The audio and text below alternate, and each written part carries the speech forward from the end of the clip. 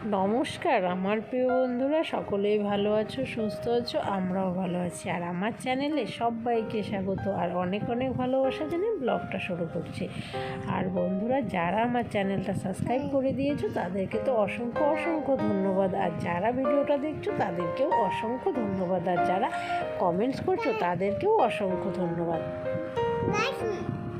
তো বন্ধুরা, দেখতে পাচ্ছ একদম সকাল সকাল ব্লগটা শুরু করলাম। তো আর যা বৃষ্টি, মানে কি বলবো, আর ভগবান যে কোন দিকে যাবে কেউ বলতে পারে না। সব দোষে দিয়ে ভগবানের দোষ না বলো। দেখো কদিন গরম দিয়েছে তো একদম সবার একদম দম ফাটা অবস্থা।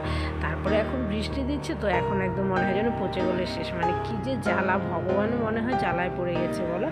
এই যে গরম সহ্য করতে পারছিলাম, তখন মনে হচ্ছিল যেন বৃষ্টিতে ভাসিয়ে নিয়ে যাক। আর দেখো দুদিন বা একদিন বৃষ্টি হলো, তাতেই মনে হচ্ছে অসহ্য লেগে গেল। মানে এই হচ্ছে পরিস্থিতি বলো।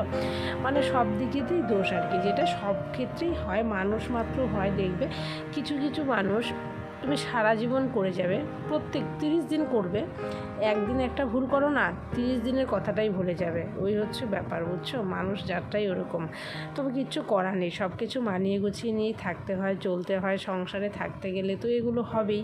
তো এরকমই করেই চলছে আর কি, বলো বন্ধুরা। তো দেখতে পাচ্ছ আমি কিন্তু চলে এসেছি রান্নাঘরে। আর রান্নাঘরে তো জানোই যে তোমরা আমার কী কাজ থাকতে পারে। তো পোপনের খাবার দাবার রেডি করছি, আবার ওই দিকেও একটু কিছু রেডি করে আসছিলাম, কারণ বরমশাই চলে যাবে, ওই দিকটাতেও আমার একটু দেখতে হচ্ছে। যেহেতু চলে যাচ্ছে তার জন্য একটু খাবার দাবারটা রেডি করে দিয়ে আসি, মানে রান্নাবান্নার কাজটা একটু আগিয়ে দিয়ে আসি। বেশি কিছু আমি করতে পারি না, তোমরা সেটা জানো, আমি মিথ্যে বলি না। তোমাদের সাথে আমি সবটাই শেয়ার করি যে আমি কতটুকু পারছি কতটুকু পারছি না।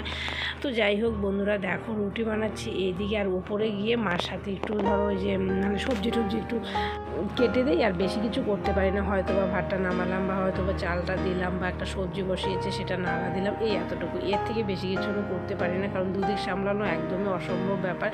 উপরে নিচে যেহেতু এদিকে রান্না ওইদিকে রান্না, দুদিকে দেখা সম্ভবই নয়। হ্যাঁ, অনেক সময় করি নিচে একটু টুকটাক করি, চিকেন টিকেন সয়াবিন এইসবই করি, এর থেকে বেশি কিছু করি না।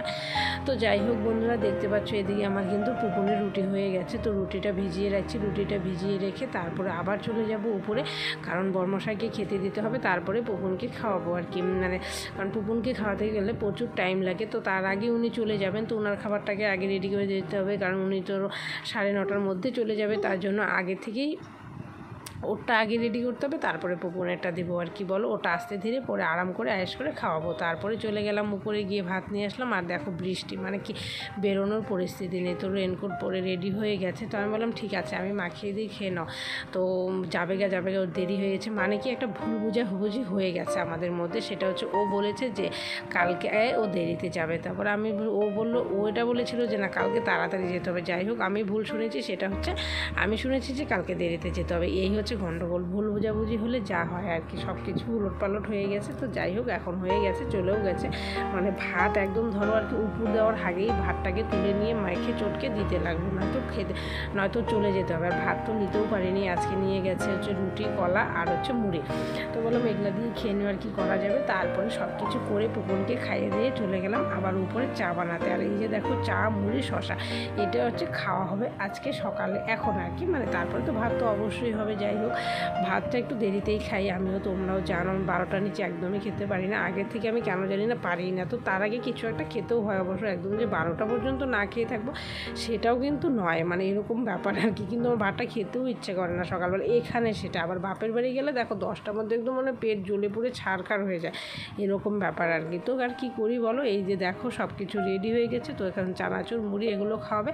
খেয়ে দিয়ে দেখো তারপরে চলে আসলাম আমি নিচে। আর বৃষ্টি পড়ছে বাইরে প্রচুর, মানে কি বলবো, সেই বৃষ্টি। যাই হোক, কলপারে চালটা ছিল দেখে আর কি রক্ষা আর কি। আর এদিকে হচ্ছে মাসি আসবে না 2 দিন, মানে আজকে আর কালকে।